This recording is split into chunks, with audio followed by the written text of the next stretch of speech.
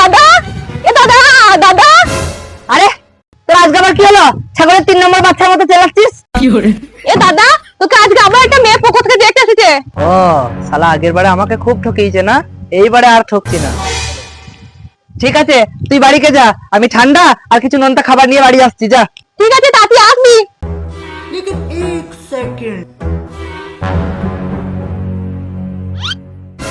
এই কি ব্যাপারে? তুই শুধু হাতে চলে এলি?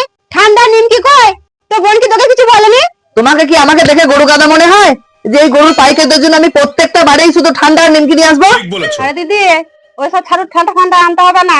ওই 1 লাখ টাকাতেই ডেট ফাইনাল করে দিন। তাহলে দিদি ওই কথাই থাক, ওই 1 লাখ টাকাতেই ফাইনাল করে দিই তাহলে।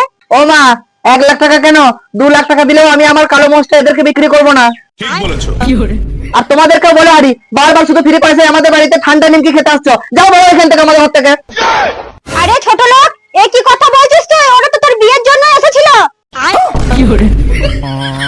মা আমাকে ক্ষমা করে দিন, মা আমার শাশুড়ি, মা আমার, ওরে আমার মারে, ও আমার মা গো, সরে দেন আমাকে। চল হাট হারামজাদা।